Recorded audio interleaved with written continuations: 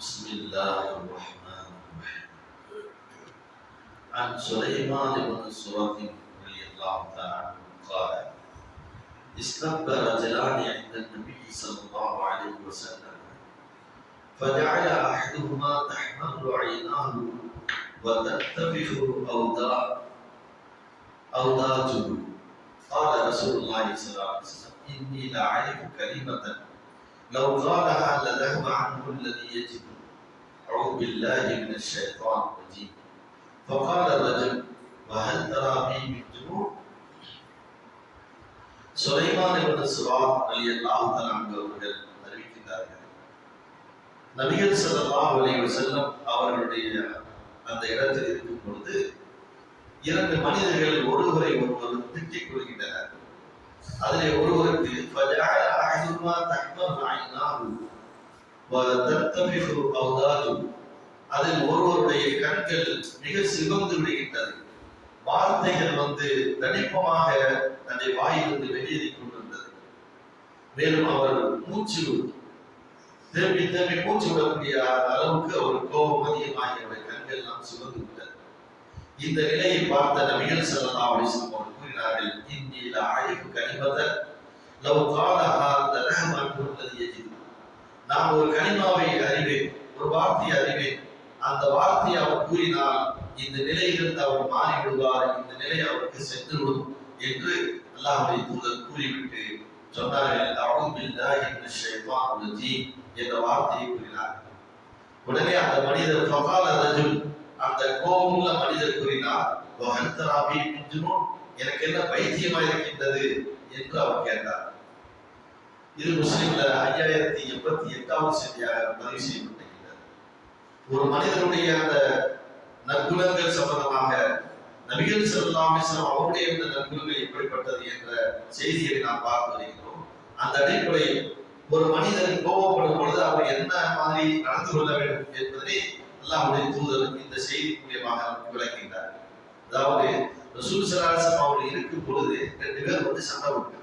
ஒருத்தர் இவர் அவரை திட்டாரு, அவர் இவரை திட்டார். ஒருவரை ஒருவர் திட்டிக் கொள்கின்றார். அப்படி திட்டுவதை பார்த்து ஒரு மனிதனுடைய நிலை ரொம்ப உச்சகட்டத்துக்கு போயிட்டார். கோபத்துடைய உச்சகட்டம், கண்கள் எல்லாம் சிவந்துருச்சு. அவர் மூச்சு தேம்பி தேம்பி வருது. அந்த அளவுக்கு என்ன செய்தார்னா அந்த எதிரில் இருக்கக்கூடிய மனிதரை பேசிக்கிட்டார்.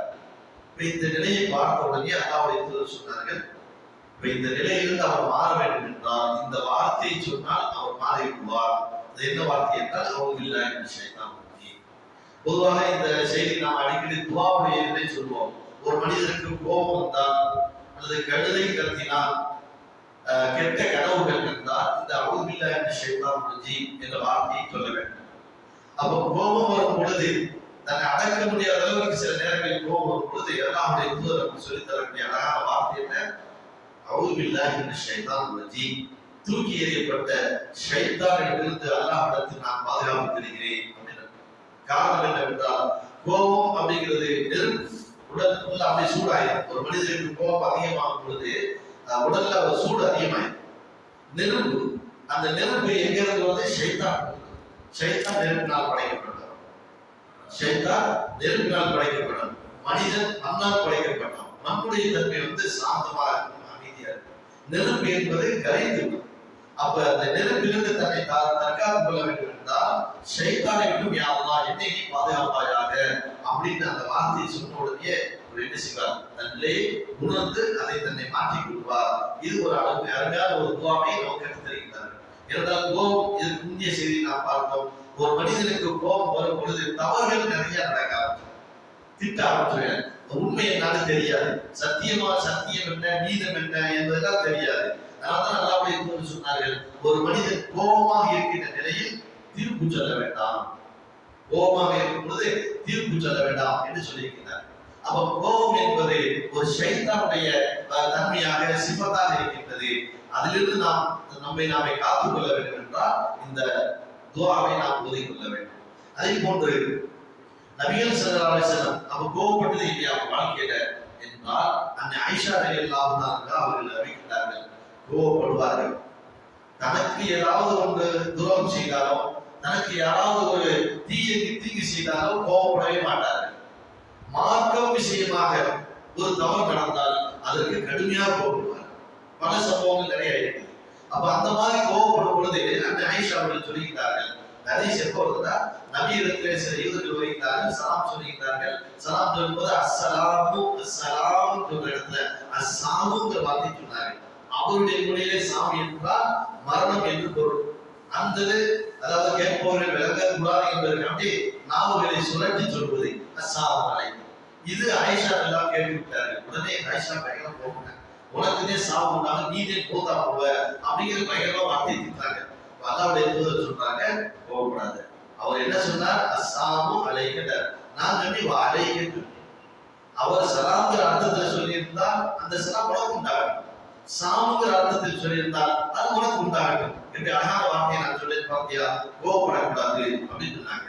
சொல்லிட்டு அந்த ஆயிஷாவும் சொல்றாங்க, ரசூல் ஸல்லல்லாஹு அலைஹி வஸல்லம் மார்க்கம் சம்பந்தப்பட்ட விஷயத்திலே ஒரு தவறு நடந்தால் கடுமையாக கோபப்படுவார்கள், ஆனால் அந்த கோபம் நீடிக்காது, அடுத்த செகண்ட் அப்படி மாறும். இதான் ரசூல் ஸல்லல்லாஹு அலைஹி வஸல்லம் தன்மை. அப்ப மனிதர்கள் நமக்கு கோபமான சில நிகழ்வு நடக்கத்தான் செய்யும். மார்க்கம் அல்லாத நிகழ்வு நடந்தால் அவர்கள் விஷயம் தான். மார்க்க சம்பந்தப்பட்டதிலே கோபமாக இருந்தால் அந்த கோபத்தை காரணத்தோடு இருக்கும் பொழுது அது இல்லை, தவறில்லை. ஏனென்றால் சத்தியம் அசத்தியம் என்பது விளங்க வேண்டும் என்பதற்காக அந்த நேரத்தில் கோபப்படுவதற்கு மார்க்கத்தை நடக்குது அனுமதிக்கின்றது அப்படின்னு நாம் புரிந்து கொள்ளலாம். சுப்ஹானல்லாஹி வ பிஹம்திஹி அஷ்ஹது அல்லா இலாஹா இல்லா அன்த